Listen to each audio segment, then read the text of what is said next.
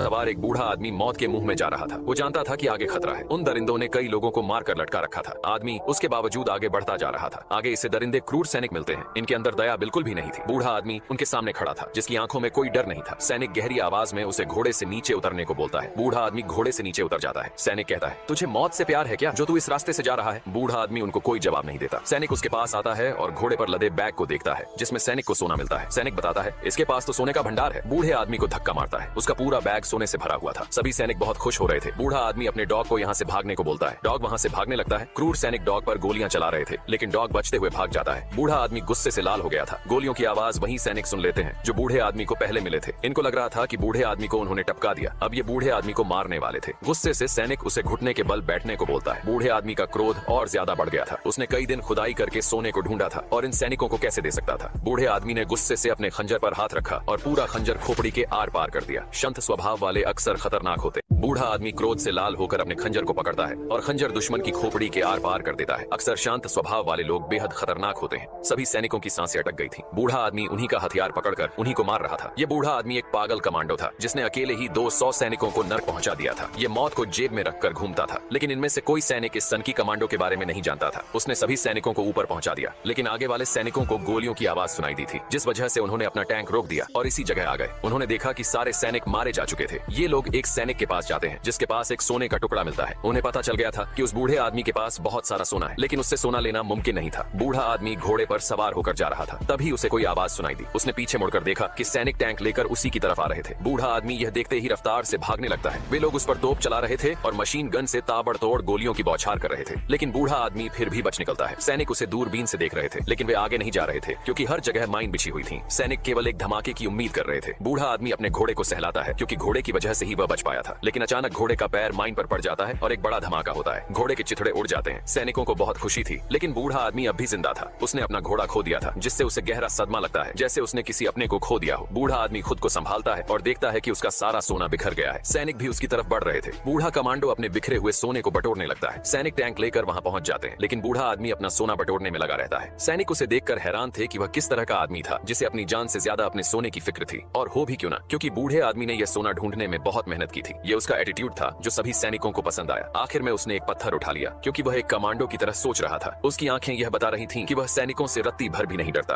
क्रूर सैनिक एक बूढ़े कमांडो पर गोलियां बरसा रहे थे। आग में लिपटा कमांडो एक नदी में कूद जाता है। कमांडो के पास भारी मात्रा में सोने से भरा बैग था। सभी सैनिक उसके ऊपर आने का इंतजार कर रहे थे। उन्हें लग रहा था कि वह ऊपर जरूर आएगा, लेकिन बूढ़ा कमांडो पानी में अपनी सांस रोक कर बैठा हुआ था। वह अपनी सांस काफी देर तक रोक सकता था। सैनिक उस पर निशाना लगाकर तैयार खड़े थे। थोड़ी देर बाद वह पानी से ऊपर आता है। ये लोग उस पर गोली चलाते हैं, लेकिन कमांडो फिर से पानी में चला जाता है। वह ऊपर सांस लेने आया था। तभी नाव से एक सैनिक पानी में कूद जाता है और उसे ढूंढने लगता है, लेकिन कमांडो कहीं नजर नहीं आ रहा था। अचानक वह पीछे से सैनिक को पकड़कर उसे स्वर्ग पहुंचा देता है। पानी के ऊपर खून दिखाई दे रहा था। नाव पर बैठा सिपाही यह देखकर घबरा गया। सिपाहियों के लीडर ने दूसरे सिपाही को पानी में जाने को बोला। दूसरा सिपाही डरते हुए पानी में कूद गया। थोड़ी देर बाद फिर से पानी में खून दिखाई देने लगा। नाव पर बैठा सिपाही यह देखकर डर गया और वहां से भागने लगा। वह जानता था कि अब उसे पानी में भेजा जाएगा। सिपाहियों का लीडर उसे वापस आने को बोल रहा था, लेकिन वह उसकी बात नहीं सुन रहा था, जिस वजह से लीडर उसे मारने का आदेश देता है और नाव वाले सिपाही को गोली मार दी जाती है। लेकिन उस नाव को कमांडो ने पकड़ रखा था, जिस वजह से कमांडो किनारे पहुंच चुका था। एक सैनिक अपनी मशीन गन घुमाता है और उस कमांडो पर अंधाधुंध फायरिंग कर रहा था, लेकिन कमांडो ने उस सैनिक की बॉडी को कंधे पर लाद कर खुद का बचाव करते हुए भागने लगा। बूढ़ा कमांडो सैनिकों की बॉडी से बचाव करते हुए भाग रहा था। दुश्मन लगातार गोलियां चला रहे थे, लेकिन वो खुद को बचा लेता है। पर ये लोग उसे ऐसे नहीं छोड़ने वाले थे, क्योंकि उसका कुत्ता यही रह गया था। ये कुत्ते के साथ वो करने वाले थे जिसे देखकर रूह कांपने वाली थी। बूढ़ा कमांडो वहां से बचकर आ गया था, लेकिन उसने देखा यहाँ सब कुछ उन्हीं सिपाहियों ने तबाह कर दिया था। उन्होंने पूरा एक गांव जला दिया था। बूढ़ा आदमी एक गैस स्टेशन पर आता है और कुछ देर यही आराम करने की सोचता है। उसके हाथ में सोने से भरा बैग था। थोड़ी देर बाद इसे अपने कुत्ते की आवाज सुनाई पड़ती है। बूढ़ा आदमी बाहर देखने जाता है। इसका कुत्ता भागते हुए इसके पास आता है। आदमी बहुत खुश होता है, लेकिन कुत्ते के ऊपर बम बांध रखा था। आदमी जल्दी से निकाल कर फेंक देता है। बम फट जाता है। थोड़ी देर बाद उसे होश आता है और उसने देखा उसके सामने वही क्रूर सिपाही खड़ा था। बूढ़े कमांडो को वो फंदे पर लटका देते हैं। थोड़ी देर उसके मारने का इंतजार करके चले जाते हैं, लेकिन कमांडो अभी जिंदा था। वो खंभे में लगी कील का सहारा ले रहा था। इस तरह लटके हुए उसे सुबह हो जाती है। सुबह एक हवाई जहाज पास से गुजरता है, जिसकी हवा से रस्सी सरक जाती है। इस तरह वो नीचे गिर जाता है।